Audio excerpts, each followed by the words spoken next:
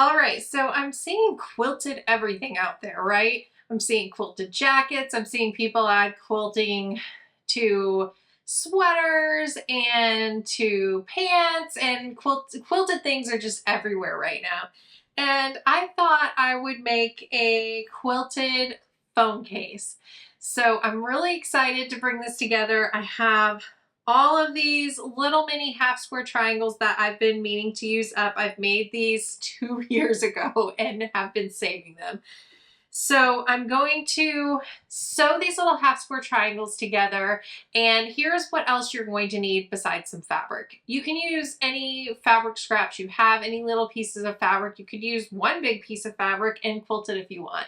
So you'll need some fabric. And then what you're also going to need is you'll probably want a clear phone case that fits your phone. It doesn't have to be clear. You could use a design on it, but you'd want some of it to at least be clear so that you can get a peek through of the quilted fabric that you put together. You're also going to want some scissors. I love these scissors because they have a little serrated edge along them. I'll put a link to them in the description. I can't think of what they're called right now, but they are very sharp and they're very good for cutting small, intricate pieces. You're going to want some sort of marking tool. And then most importantly, you're going to want a fusible interfacing. This is a woven fusible interfacing. It has glue on one side of it. I'm going to press it onto the back of whatever design I come up with to kind of stabilize it, and it really helps keep everything together, all the seams nice and pressed down, because you'll need it to fit between your phone and that case that you're using. So I think that's pretty much all you'll need, aside from, you know, like basic sewing supplies like a sewing machine, unless you want to sew it by hand. And you'll definitely want an iron. All right, so what I'm going to do is lay these little pieces out in a design. I'm just getting this panel large enough that I can lay the phone case on it and trace around it. So I think I'm just going to use two of the colors here and lay this out in like I think a 4x6 design will work for this. And I think I'm just going to alternate them. So sort of like that. Wonder if I'm going to be able to fit 6 rows on here. I did choose kind of a small design board, and I really don't even need to be laying it out on a design board because I'm right next to my sewing machine. But I'm just going to lay it out and make sure I like the design.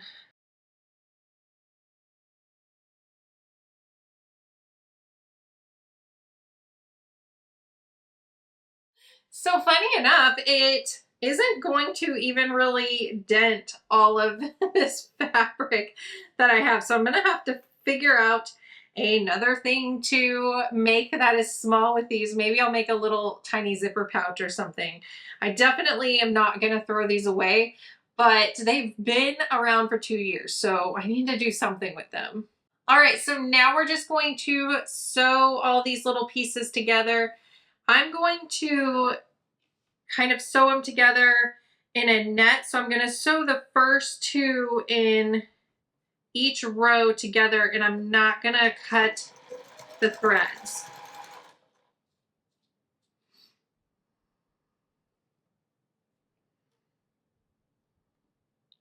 So I'm just laying them right sides together, following the layout and sewing them all together.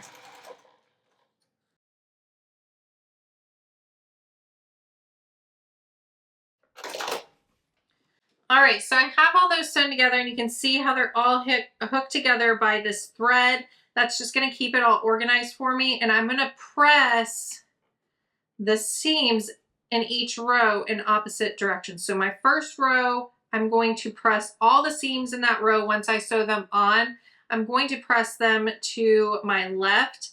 And then in the second row, I'm going to press that seam to my right. And I'm going to alternate all the way down these rows.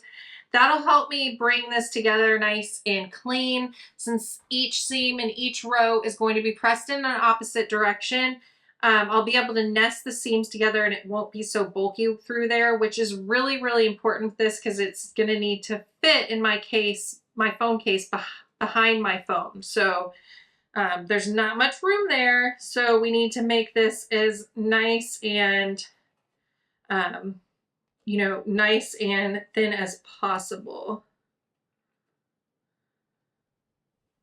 So normally I would just keep adding each block in the row on, but right here I'm going to press as I go, just to keep this nice and flat and organized. It's going to be a little bit harder with all these little tiny squares to press them all at once. So I'm going to press as I go. All right, so it's nice and pressed, and this little triangle turned out so cute with the two little roses kind of perfectly in there. What's so fun when something like that happens on an accident. And just in case you're wondering, these are 1.5 inch half square triangles, and that's unfinished. So when they're finished, they'll just be 1 inch. So tiny, tiny, tiny little half square triangles. So I made these making the triangles on a roll, and I do have a tutorial video on that.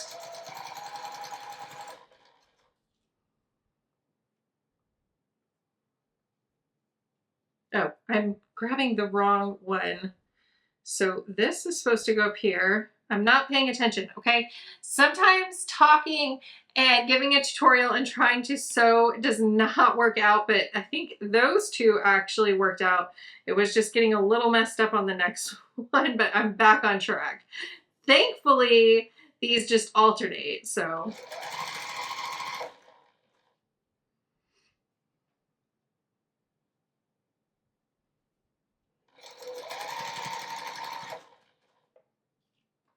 The triangles on a roll really do give you nice, precise little half square triangles. But the one thing I don't like about them is that it leaves those little dog ears on. The way they're cut, those stay on. And I really like when they're trimmed off. I feel like it makes it so much easier to sew the half square triangles together if they're not on there. So I'm going to press the seams in each row going the same direction as the first set of seams I did. And I'm going to press them with an iron again, of course. All right, and so then I'm going to sew the final block in the row on. And after I get this on, I'm going to make sure this is wide enough for the phone case because I'm just doing kind of a guesstimate here. Because when this was all laid out there, it looked like it was going to be a lot larger than it is. There's a lot of seams here. Uses up a lot of fabric.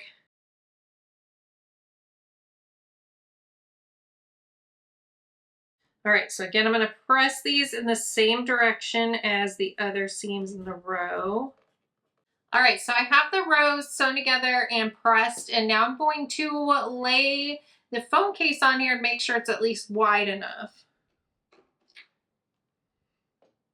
So it'll definitely be wide enough, and I'm concerned if it'll be long enough because there's gonna be a lot of seams bringing this smaller. So I can always add on another row if I need to. So I'm gonna just start sewing it together just in case it is going to be large enough. So what I'm going to do is bring each row together and sew the 1/4 inch seam. And then you see, since we pressed those seams together in opposite directions, I can feel right here and just feel where that point is going to come together and line this up.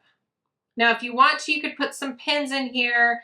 I rarely pin unless it's a really long strip of fabric going on. So I'm just gonna hold these and sew it together. I'm okay if it isn't absolutely perfect.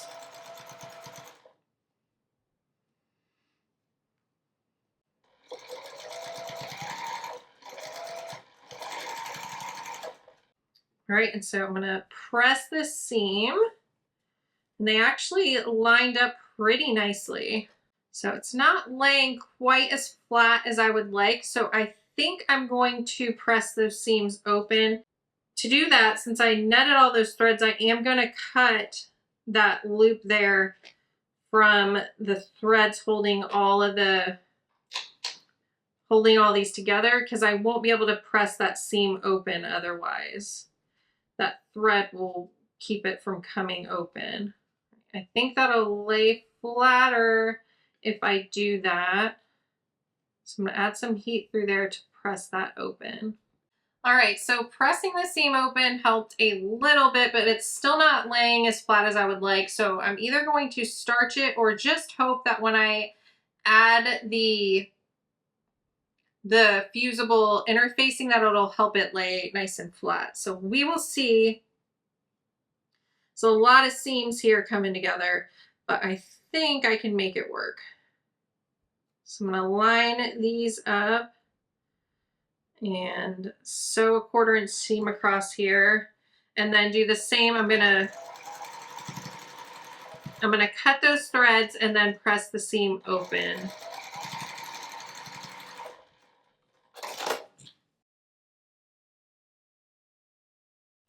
And then I'm just going to continue that through the rest of the rows.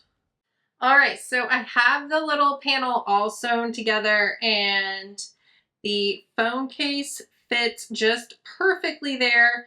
So what I need to decide is where I'm going to cut. I think I only actually needed to do 3 across. So this whole end's just going to end up being cut off, unfortunately. But first we need to add the fusible on. And I'm going to first mark around this because I don't want to use more of the fusible than I need. So I'm going to cut off here.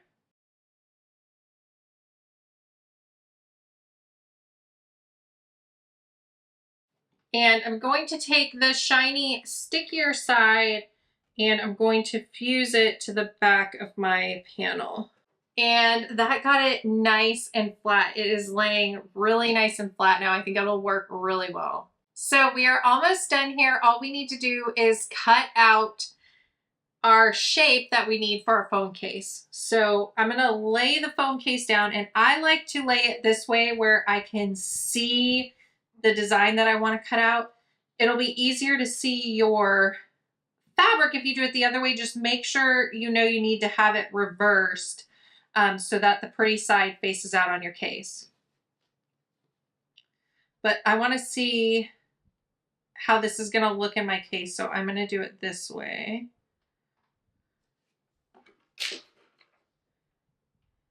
And then I'm just going to draw where I need to cut.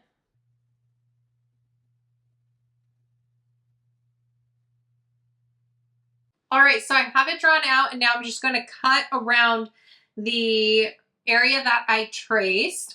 Now, if your phone case has a hole opening here, you can trace that as well to cut it out. I'm going to do something a little different since this case does not have a cutout for me to trace through there.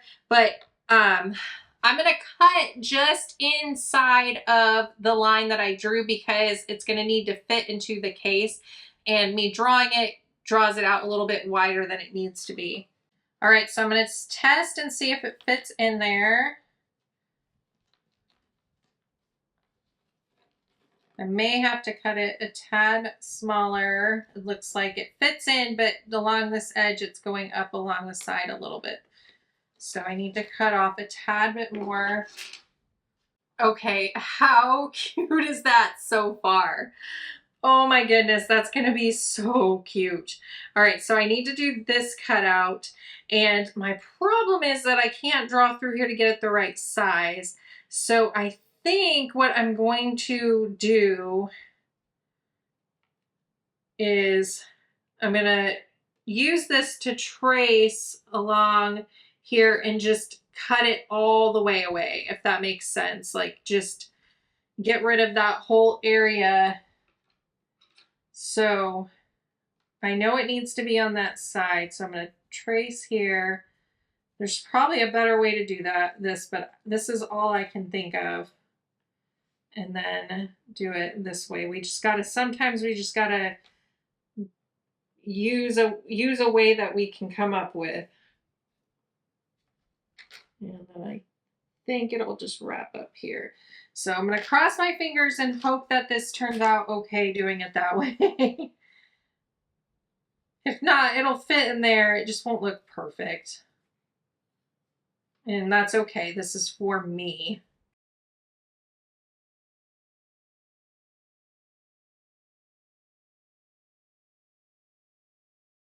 I think it actually worked out really good. It's a little bit wider out there, but that's okay. It's still, I think it looks really cute. And I can practice and get that a little better there.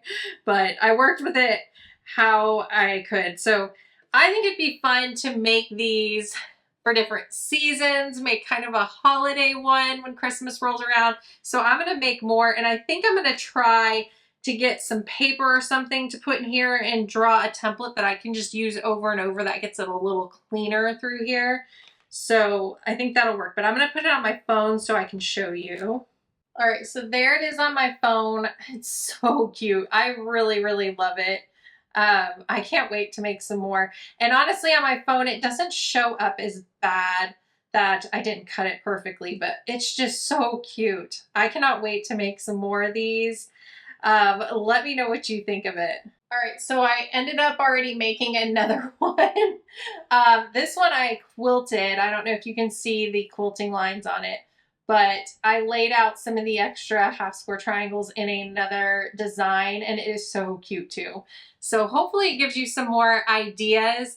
I was also thinking Chris O'Neill from Sew the Distance just put up a video using micro scraps, and I will link to it in the description of this video, but I think her idea for using those would work really well for this as well. If you have some of those small little string scraps that you're not sure what to do with, I think this would be a good way to use them up. All right, so let me know if you are going to make yourself a quilted phone case in the comments below. Thanks so much for watching, and I'll see you in the next video. Bye.